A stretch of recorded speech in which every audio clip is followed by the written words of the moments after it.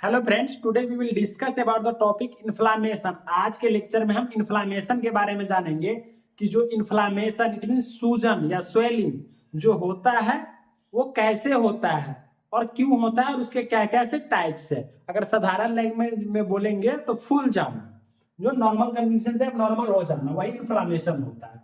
देखिए दोस्तों, inflammation inflammation में क्या होता है कि inflammation is a complex biological response of vascular tissue. यह कोई डिजीज कंडीशन नहीं है, यह एक बायोलॉजिकल रेस्पॉन्स है। जो इन्फ्लामेशन है वो क्या है, एक तरह का बायोलॉजिकल रेस्पॉन्स है of vascular tissue of harmful stimuli such as pathogen, damage cell और इरिटेंट्स, या इंजुरी भी आप लिख सकते हैं, या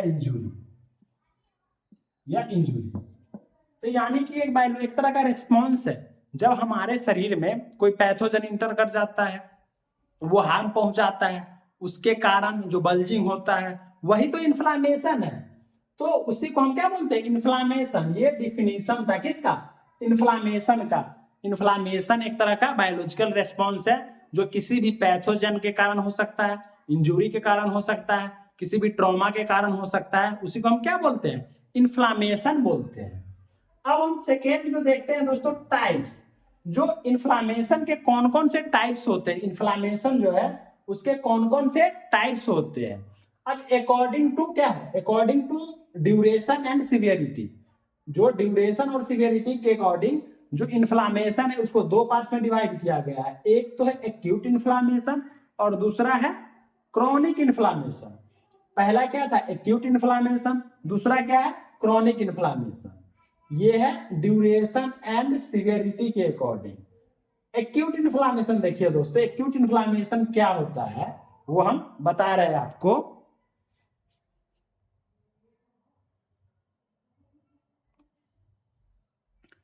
acute inflammation it is the initial response body to harmful stimuli. जो एक्यूट इन्फ्लामेशन है वो क्या है, एक तरह का इनिशियल रेस्पॉन्स है किसका, बॉडी का to harmful stimuli and achievement by the increase movement of plasma leukocytes from blood into injured tissue.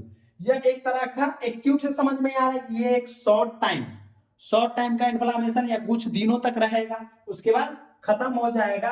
जो किसी कोई भी हमारे शरीर में इंजुरी आया, पैथोजन इंटर किया, उसके अकॉर्डिंग या ल्यूकोसाइट्स पर जो इंक्रीज मूवमेंट ऑफ प्लाज्मा अगर बढ़ गया या ल्यूकोसाइट बढ़ गया, जो from blood into injured tissue के अकॉर्डिंग, तो वो एक तरह का कौन सा इन्फ्लामेशन होगा, एक्यूट इन्फ्लामेशन होगा। यानी कि ऐसा इन्फ्लामेशन, अगर शॉर्ट लैंग्वेज में बोले तो शॉर्ट ड्यूरेशन टर्म के लिए होता है, उसी को हम एक्यूट इन्फ्लामेशन कहते हैं। अगर इतना याद नहीं होता है तो जो शॉर्ट ड्यूरेशन के लिए रहता है उसी को हम एक्यूट इन्फ्लामेशन बोलते हैं।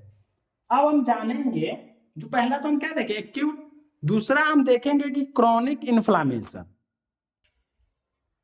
दूसरा क्या है, क्रॉनिक इन्फ्लामेशन। क्रॉनिक इन्फ्लामेशन क्या होता है, it is that type of inflammation, यह एक ऐसा प्रकार है इन्फ्लामेशन का which last for weeks, month, year और even years, is called chronic inflammation. ये तो शॉर्ट टाइम के लिए हो रहा था, जो एक्यूट इन्फ्लामेशन था वो हमारा शॉर्ट टाइम के लिए हो रहा था।